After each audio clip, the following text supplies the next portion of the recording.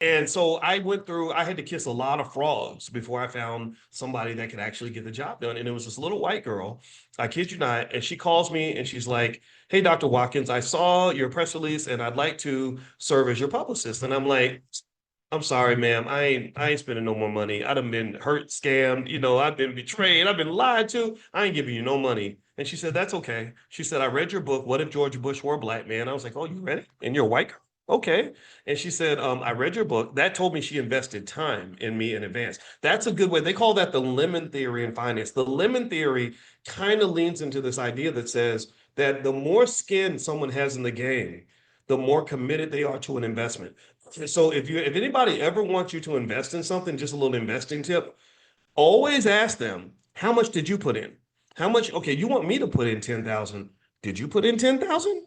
And don't let them tell you like, "Oh, well, I put in $10,000 worth of effort." No, you asked me to put in $10,000 worth of money.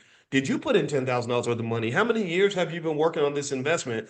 Because what that does is it sends a signal that connects to another theory called the signaling theory. The signaling theory, which is connected to the lemon theory to some extent, basically says that if you want me to put my ass on the line, then I need to know if you put your ass on the line too, because they do this to a lot of athletes. That's how they get their money. They'll have the athletes investing tons of their money into a venture that they themselves would never invest in because they're not there to try to take the risk. They're there to collect the fee, right? So they get their fee no matter what.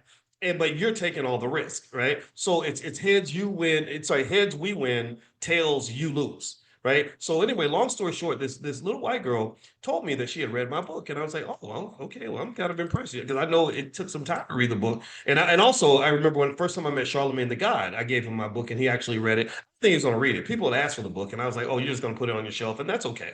So anyway, and by the way, if somebody I see someone keeps bringing up ICE deporting people in Chicago.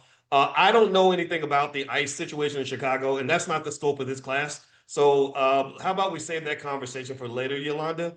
Because the ICE conversation is controversial. There are people in here that support what's going on with the illegal immigrant situation. There are some who are against it. You're welcome to have whatever opinion you want, but just so you know, I see Yolanda, you mentioned the ICE thing 3 or 4 times in the chat. If you could save that discussion for a broader political conversation, I'd appreciate that because I don't want to sit here and fight with you over Donald Trump today. That's not the scope of this discussion. We're talking about Black economics. And so, anyway, so to continue the story, so I remember, so just to tell you just how, just to encourage you as you're going on that bumpy road toward entrepreneurship and trying to become who you're supposed to be, you may not always get supported. So there was a point. So what happened was this little white girl, believe it or not, she made this crazy deal with me. She said, how about this, Dr. Watkins? You don't pay me a penny.